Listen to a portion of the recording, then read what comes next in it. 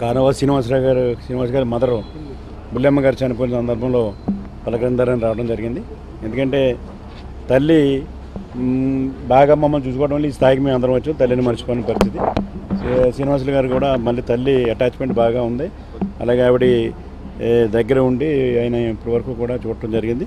అయితే మరి ఈ విజి తప్పదు కనుక ఏజ్ కూడా బాగా ఎక్కువ ఉంది కనుక ఆవిడ చనిపోవడం జరిగింది. ఆత్మ శాంతించాలని చెప్పి కుటుంబకు వేళ ముద్రగడ పద్మనాభం గారు ఈవేళ చెలో అమరావతి అని, చెలో ఈస్ట్ గోదావరి అని, చెలో ఆంధ్రప్రదేశ్ అన్నది చాలాసార్లు ఇచ్చాడు. ఆయన 30 సంవత్సరాలు రాజకీయం చేశాడు. 30 సంవత్సరాల్లోని కూడా కాపుల కోసం 30 జీవో తేవడం జరిగింది. అందులో మేము ఒప్పుకున్నాం. ఆ 30 జీవో కూడా అది ఉపకారం పడలేదు మనకి. ఎందుకంటే దానిలో క్లారిటీ లేదు. ఆ జీవోలో కూడా మరి గవర్నమెంట్కి వెళ్ళినప్పుడు వైఎస్ రాజశేఖర రెడ్డి గారు 40 లక్షలు సర్వేకి ఇవ్వాలని చెప్పి అడిగితే 40 లక్షలు కూడా అప్పుడు రాజశేఖర రెడ్డి గారు ఇవ్వలేదు. దాన్ని ఉపకారం లేకుండా పోయింది. మేము మీ అందరూ తెలుగుదేశం అందరం కలిసి ముఖ్యమంత్రి గారు అడిగినప్పుడు నేను హామీ ఇస్తానని చెప్పి పాదయాత్రలు రావడం, హామీ ఇవ్వటం, ఒక కమిషన్ ఏర్పాటు చేయడం, కార్పొరేషన్ ఏర్పాటు చేయడం జరిగింది. జరిగిన తర్వాత కార్పొరేషన్కి సంబంధించి ఇలా ఎడ్యుకేషన్ విషయంలో కానీ, లోన్ విషయంలో కానీ, ఇతర దేశాలు చదివించడంలో కానీ మేము అన్ని తెలిసిన విషయాలు జరుగుతున్నాయి. కమిషన్ కూడా మంజునాథ్ గారు కమిషన్ వేశారు, మెంబర్స్ని వేశారు, దానికి డబ్బులు అలర్ట్ చేశారు, ఆఫీస్ అలర్ట్ చేసి ఇవాళ రాష్ట్రం అంతా కూడా అన్ని జిల్లాల్లో 13 జిల్లాలు కూడా మంజునాథ్ గారు తిరిగారు. ఆయనకు కావాల్సిన సమాచారం ప్రభుత్వం పల్స్ సర్వే ద్వారా ఇవ్వడం జరిగింది. ఆయన తొందరలో ఇస్తారని చెప్పి ఆయన కూడా అనౌన్స్ చేయడం జరిగింది. ఈ పరిస్థితిలో ముద్రగడ పద్మనాభం గారు ఏంటంటే ఇది ఎలాగైనా చంద్రబాబు నాయుడు గారు కాపులు బీసీలో చేర్చే ప్రక్రియను పూర్తి చేస్తాడో చంద్రబాబు నాయుడు గారని ముద్రగడ పద్మనాభం గారికి తెలుసు.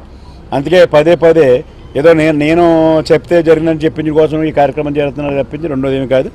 ముద్రగడ పద్మనాభం గారు చెప్తే పని అవ్వదు. ఎందుకంటే ఆయన 30 సంవత్సరాలు అవ్వలేదు, ఇప్పుడు కూడా అవ్వదు. ఏదో మా రిక్వెస్ట్, అలాగే ముఖ్యమంత్రి గారు ఆయన ఖచ్చితంగా కాపులకి నేను చేయాలన్న ఒక సంకల్పం ఆయన ఉన్నది. అందుకే తొందరగా పూర్తి చేయడానికి ఆయన ప్రయత్నాలు చేస్తున్నాడు. పదే చెప్తున్నాడు, క్యాబినెట్లో చెప్తున్నాడు, తొందరగా అవుతుంది.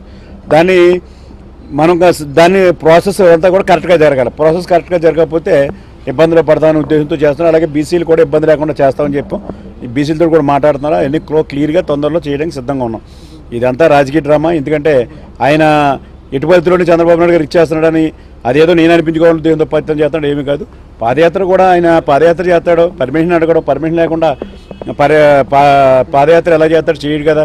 పర్మిషన్ అడగడు, రూట్ మ్యాప్ ఇస్తాడు, రూట్ మ్యాప్ పర్మిషన్ లేకుండా రూట్ మ్యాప్ ఇచ్చి ఎలా చేస్తాడు, ఇవన్నీ ఆయనకి తెలుసు.